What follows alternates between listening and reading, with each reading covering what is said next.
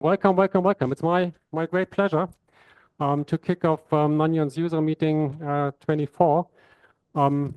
This really is to me, the best part of the year. User meeting, it's super nice, bringing everyone together, coming together, seeing each other. Yeah, and networking and sharing results, presenting new science together. This is really cool.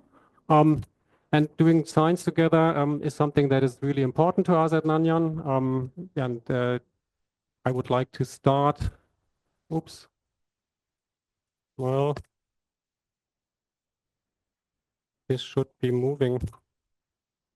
Right. Okay, so I would like to start with mentioning a few collaborations. That is something we engage in a lot at Nanion. So just in this year, we have a lot of things going on, interacting with a lot of our academic customers and partners, and really friends working all over the world. A lot of our partners we find rather local here in Germany and in Europe, but there's also a lot of work going on in faraway places like, I don't know, Singapore or India or China, the US, of course. And just from this year, we have something like 15 articles that we work together with all of you, engaging in a lot of different fields, mostly, of course, around ion channels. A lot of work is being done on iPS cells, cardiac iPS cells, neuronal iPS cells, piezo, red blood cells, nanopores, transporters, you name it. We like to engage in science. We like to publish and find that a good process. And really the center stage in the research that we've been engaging in over the last period really is around one specific topic, that is lysosomes or lysosomal transport, that is sort of the recycling bin of the cell. Lysosomes are getting a lot of attention lately. All things small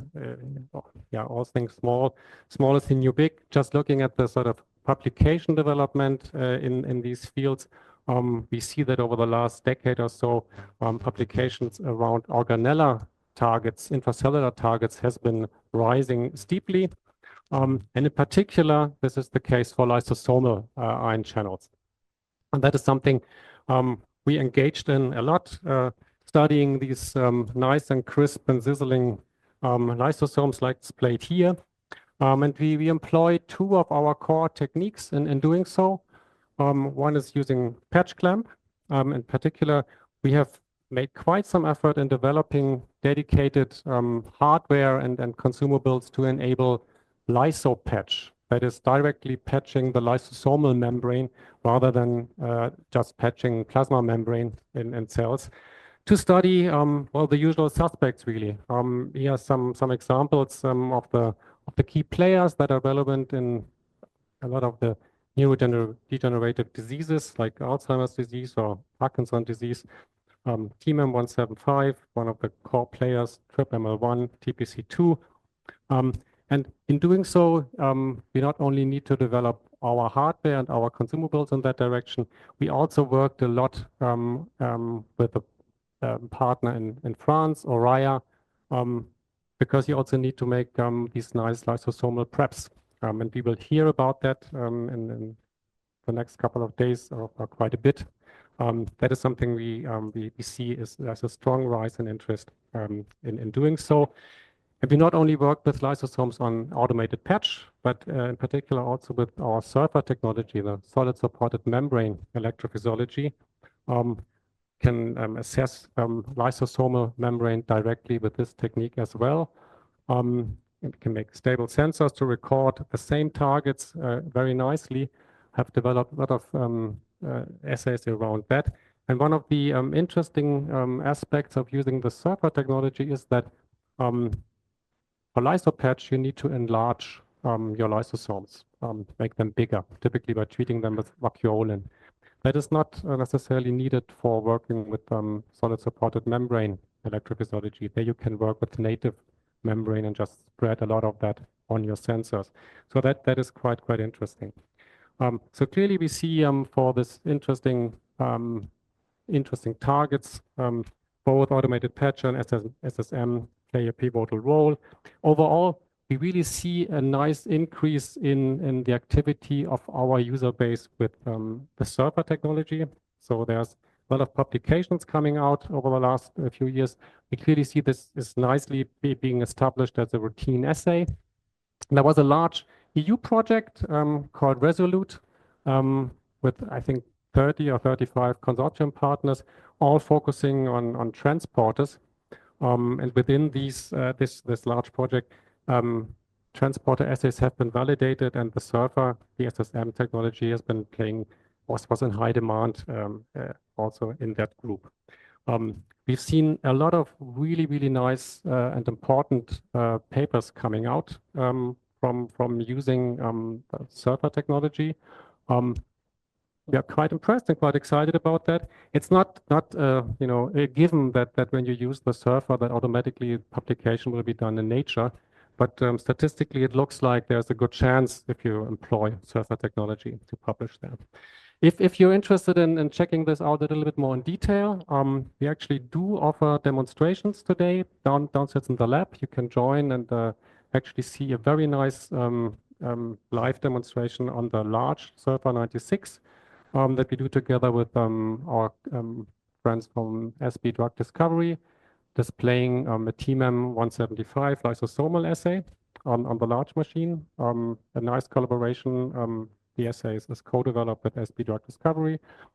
We also feature the smaller Surfer N1, and you can try that out yourself. So feel free to drop by and check that out. Also like to mention, we had this year again our research grant. For one thing, for the Surfer N1, where you can win or write a small proposal to get access to the Surfer N1 for half a year free of charge. Submission is closed. I'm just mentioning this. We've received very nice proposals. They're currently being reviewed, and we will announce the winner in the next couple of weeks, I think. So we're quite happy with the outcome there. Very nice proposals. We also this year in 24 have two winners of the SyncoPatch 384 grant. One US winner, Ivy Dick and colleagues at the University of Maryland, working on channelopathies, and also a European winner, University of Cardiff, that is John Atek and Helen Waller-Evans. And we actually will have a presentation from that group tomorrow. So very nice activity there. I would like to run you very fastly. I'm looking at the time already, but we started late, right? So just to mention that. Some of what we feel is noteworthy applications. A couple of news I'd like to share. One is our smallest and maybe most beautiful product, the PortaPatch, or PortaPatch Mini in this case, is nicely to be used inside a cell culture hood. If you can't work in a normal rig because you want, I don't know, have certain things that you only want to work with under the hood, that is of course possible. You can just bring the small PortaPatch wherever you like. We actually employed the PortaPatch in a hypoxia chamber, like you see here. So you can work under low oxygen environment, if that is what you'd like to do. There's a movie. No, the movie is not showing. Never mind. You can imagine the thing. You can work under the hood. No, doesn't start. Never mind. But so that is a nice application for a lot of cancer research. You want to work under hypoxia conditions, for example. Another application that we found very useful, or a lot of customers are asking for, is using the SyncoPatch 384 for on-deck cell harvesting and automated cell harvesting. We use this, for example, in a hERG trafficking assay, where we plate the cells together with compound in a 384 well plate, have the SyncoPatch do that for you, incubate for a day, and then harvest automatically and transfer the cells to a recording plate. And by doing so, this is used not for modulating the hERG current with direct compound, but rather modulating or monitoring the trafficking, so the transport of the actual protein towards the plasma membrane. We had a nice application from Australia, University of Queensland, where they used the cardioexcite 96 to study long-term COVID, or use that as a diagnostic tool for long-term COVID. I won't go into any detail. The cardioexcite is our system that uses impedance to read out cell activity and cell viability. And I would like to mention a new product that we launched also based on impedance. This is the Atlas. It's impedance spectroscopy for live cell analytics.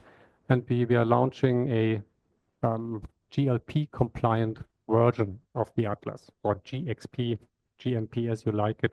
So that is new and will be available before the end of the year. We also have new websites for our friends in Japan and China that may not be too relevant for many of you, but we are quite proud and happy to show that anyways, that we feature now Japanese and Chinese websites. One last application I'd like to show is using our small Vesicle Prep Pro that is enabling formation of giant unilamellar vesicles. And that is used in autophagy research quite heavily. So basically, engulfing proteins or metabolites in a vesicle to transport it to the lysosome for degradation. So again, something that is used in lysosomal research, going full circle here. Right, before I come to an end, I would like to mention a couple of meetings. Because this year, for the first time, our colleagues in the US have organized the Membrane Physiology Symposium in Napa Valley in California. It was the first time we did an open conference like that. Also the first time we did that at the West Coast, which was a very nice setting. That was earlier this year. We made a full conference, including an exhibition and sponsors, and had a great lineup of speakers. It turned out really well. There was 150 participants, so quite a large event, very enjoyable. I have to say that, or maybe Napa Valley helped the case a bit.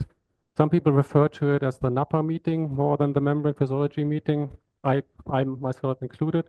And as you may guess, in the Napa Valley, ion channels come in two kinds of flavors, red and white. And we figured out that membrane physiology and the zip of red or white goes rather well together. So we will do this again because it was really a nice outcome, nice success. We are considering making this a regular meeting, the membrane physiology meeting. We already appointed everything for next year. We have a really nice list of speakers already. The agenda is going out very soon. So save the date if you're interested. This is something I just want to recommend. End of April, early May, we will have the next membrane physiology symposium in Napa. And also next year, also in May, we have again our biannual cardiac safety symposium. That is in hybrid mode that can be joined online as well as on-site. I think maybe it's only online. Right. With that, so these are just the upcoming meetings, but really, I'm looking forward to the very meeting we are at now, to the next couple of days, spending quality time together. And yeah, I wish you all a great show and enjoy yourself and have a good time. Thank you.